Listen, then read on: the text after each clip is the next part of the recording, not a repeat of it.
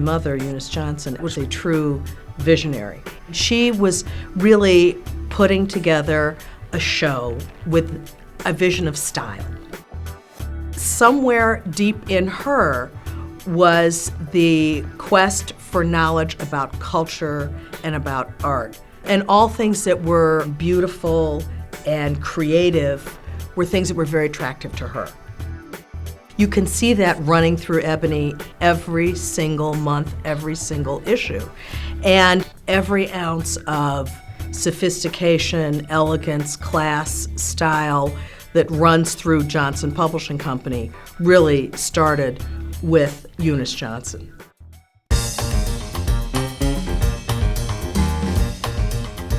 She wanted to take us someplace else.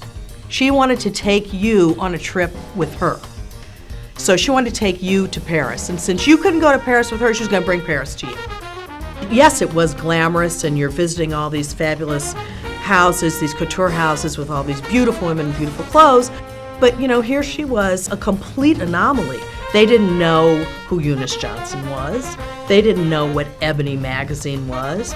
You know, as far as they were concerned, African Americans had no money and had no interest in fashion or any interest in style.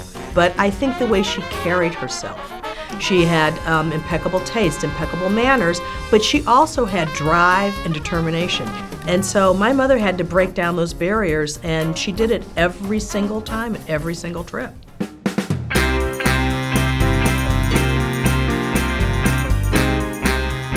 Her vision for the show was to bring to the African American audience the best fashion at that time.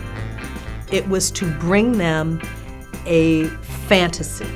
She looked for the most outrageous, the most theatrical piece, so that the things that you would see, you wouldn't see anyplace else.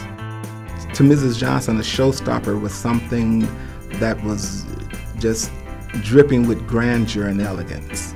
It had to make the woman look like she was wearing $1 million. She would put a striking, yellow Saint Laurent or Dior gown on the darkest model she had, because she knew that would be controversial, and it also told a story that you can wear anything. There's nothing you can't do. There's nothing you can't wear, because it's how you carry yourself. We had black is beautiful down way before it got coined as sort of a phrase in the 60s. So not only did she give opportunities for models, she had opportunities for African American designers. They are showing their clothes alongside Saint Laurent and Givenchy, and so the show to her wasn't balanced unless we could show our designs. She had opportunities for stylists and for wardrobe mistresses, all of which were African American. And remember now, this is for a charity in each city. And whether it was a university or if it was a hospital, anything that could help the African American community, my mother was 100% on board.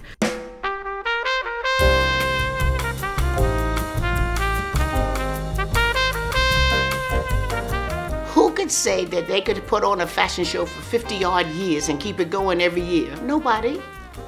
Who could say that they've raised over $50-60 million for most incredible charities? Nobody. Who could say that everybody in the world, whether they were white, black, yellow, green, they came to see the Ebony Fashion Fair? I think she was a one of a kind. I mean, there was nobody in the world of fashion like her. I think she had a passion for fashion, definitely. And she just passed that on to the rest of us and made us realize it's possible. She took the responsibility to say, there is another world beyond your community, and that you should embrace the idea that you can also strive for that. I really believe my mother's legacy is that she brought beauty and style and sophistication to an African American audience. Whether you're from a small town in Mississippi or you're from New York City, it's all about how you feel about yourself and the vision that you have for yourself. For her, there were no barriers. There were no barriers.